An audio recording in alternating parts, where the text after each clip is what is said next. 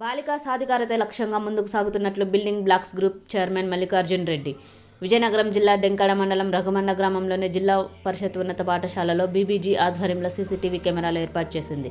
ఈ సందర్భంగా ఆయన మాట్లాడుతూ బీబీజీ బంగారు తల్లి అనేది 2019లో స్థాపించిన లాభాపేక్ష లేని ఫౌండేషన్ అన్నారు. గ్రామీణ ప్రాంతాలలో బాలికల విద్యను ప్రోత్సహించడానికి చేపట్టిందన్నారు. తెలంగాణ, ఆంధ్రప్రదేశ్ రాష్ట్రాల్లో ఈ సంస్థ 2040 నాటికి 20 లక్షల మంది ఆడపిల్లల జీవితాలను మార్చడానికి సహకారం అందిస్తాం అన్నారు.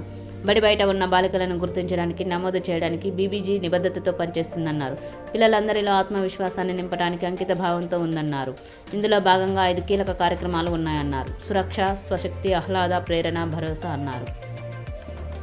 ఎంతో కష్టపడి ఇది పాఠశాలకు ఇప్పించినందున వాళ్ళకు కూడా మేము ఎంతో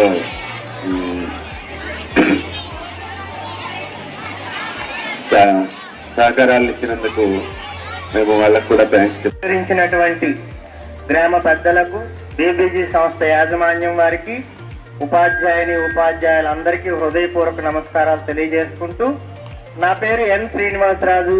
నేను ఇక్కడ తెలుగు ఉపాధ్యాయుడిగా పనిచేస్తున్నాను. ఈరోజు బీబీజీ వారు చేసిన ఈ కార్యక్రమాన్ని కానీ మనం చూసుకున్నట్లయితే ఒక సూక్తి గుర్తొస్తుందండి. స్వసస్య స్వల్పం సమాజస్య సంపూర్ణమని. ఎందుకంటే మన కోసం కొంచెం తీసుకోవాలి, మిగిలిందంతా సమాజానికి అందించాలి అనేటువంటి సూక్తి ఏదైతే ఉందో దానిని చాలా చక్కగా ఇక్కడ బీబీజీ సంస్థ వారు అమలు పరిచారు అని అనడంలో ఎటువంటి సందేహం లేదు. ఈ సంస్థ దినదిన ప్రవర్ధమానమై ఇంకా ఈ సంస్థ అనేక ఈ దేశానికి కానీ, ఈ నేలకు కానీ, మాతృభూమికి, మాతృదేశానికి సేవ చేసేటువంటి సౌభాగ్యం కలగాలని, వారికి ఆ శక్తిని భగవంతుడు ఇవ్వాలని. ఎందుకంటే మంచి వాళ్ళు బాగుంటే పక్కనున్న సమాజం కూడా బాగుంటుంది. కాబట్టి ఆ సంస్థ ఎంత బాగా ఎదిగితే మన లాంటి వాళ్ళకి అంత సహాయ సహకారాలు అందుతుంటాయి గనక పేదవాడి యొక్క ఉన్నతి జరుగుతుంది. అది జరిగినప్పుడు ఈ దేశం అభివృద్ధి చెందుతుంది. ఈ దేశం అభివృద్ధి చెందితే ప్రపంచంలో మనం కూడా అగ్రగాములుగా ఉంటాము. కాబట్టి మనల్ని నడిపించే వాళ్ళు ఒకరు ఉండాలి ముందు.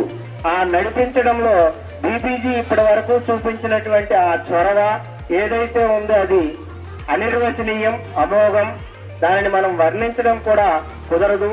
కానీ అంతటి గొప్ప సహాయ సహకారాలు చేస్తున్నటువంటి ఆ సంస్థ సభ్యులకి, మరి ఇటువంటి వారిని తీసుకొచ్చి పరిచయం చేసినటువంటి మా గ్రామ పెద్దలకి, మా పాఠశాల తరపున హృదయపూర్వక ధన్యవాదాలు తెలియజేసుకుంటూ, సంస్థ బాగుండాలి, ఆ సంస్థ అందరికీ సహాయపడాలి, అందరూ బాగుండాలి, అందులో మనం ఉండాలి అనేటువంటి ఆ సూక్తిని నిజం చేసిన బీబీజీ వారికి హృదయపూర్వక ధన్యవాదాలు, నా నమోవాక్కులు తెలియజేసుకుంటూ ఇంతటితో నా ప్రసంగాన్ని విరమిస్తున్నాను.